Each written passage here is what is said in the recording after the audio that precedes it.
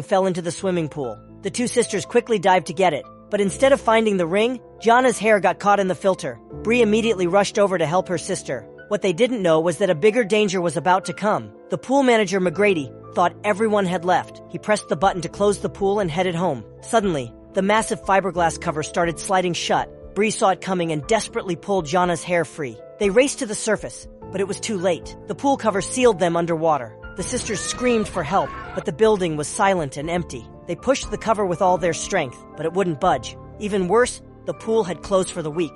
Facing total despair, the sisters searched desperately for an exit. They spotted a tiny hole in the cover, but it was far too small. Even a hand couldn't fit through. Bree found a plastic board and tried to widen the hole. She struggled hard, but the hole stayed the same. The hopeless situation caused Jana to lose her temper completely. She blamed everything on Bree. If it wasn't for the stupid ring, they wouldn't be trapped. Bree didn't want to argue, so she dived back underwater alone. This time, she retrieved the ring, but she also noticed something important. The drainage grate under her feet was loose.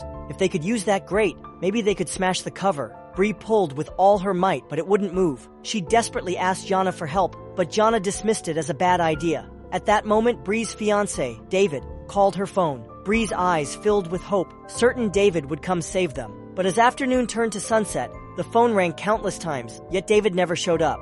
Then suddenly, the timed pool lights switched off. Complete darkness surrounded them. Bree held her head, pale and miserable. She was diabetic and desperately needed insulin, but the medicine was in her bag outside the pool. Seeing Bree suffer, Jana finally calmed down. She quietly picked up the plastic board and began working on widening the hole again.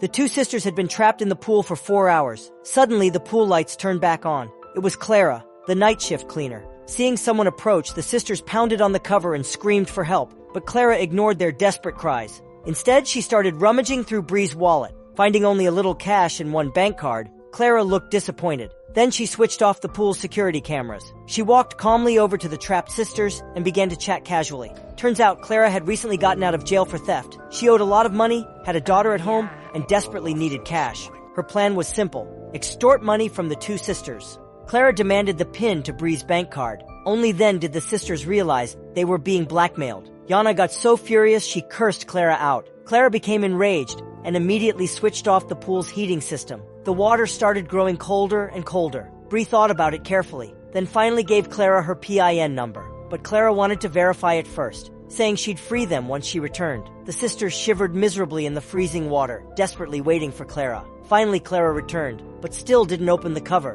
When asked why, Clara looked angry and accused them of tricking her. "There was only $80 in your account, are you kidding me?" she yelled. Jana begged Clara to let them out. She explained Bree had diabetes and urgently needed insulin to survive, but Clara didn't believe them at all.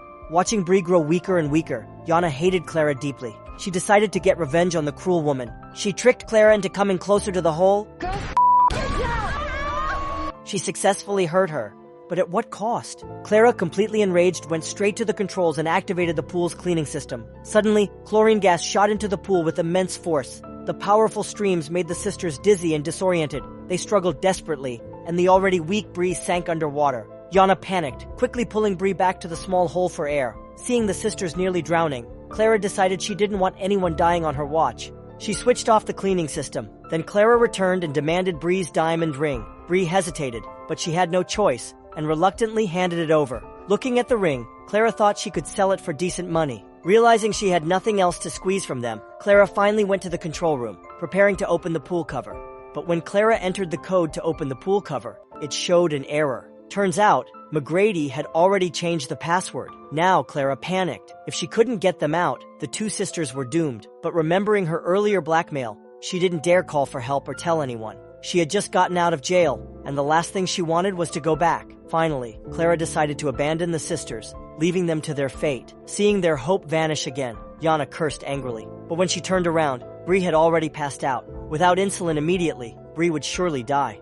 Their only remaining chance was the metal grate underwater, but Jana was terrified. Earlier, her hair had gotten caught underwater, nearly drowning her. Still, she realized she was Bree's only hope. Gathering all her courage, she dove underwater and pulled at the grate with all her strength. The first try failed. The second try failed too. Finally, she found a swimsuit strap to use as a handle. This time, she succeeded. Quickly surfacing, Jana smashed the metal grate against the pool cover. A crack appeared. She smashed harder and harder, and more cracks formed. With a loud snap, the cover finally broke open.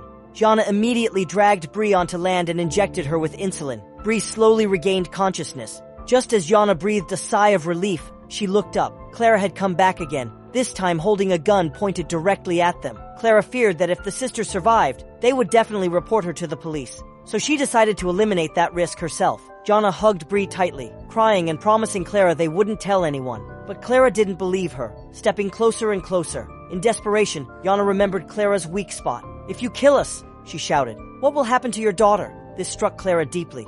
She slowly lowered her gun, then returned Bree's ring. Gianna quickly called 911, and true to her word, she allowed Clara to leave. Finally, the two sisters were safe. So the lesson from this story: never wear jewelry while swimming, and always wear a swim cap.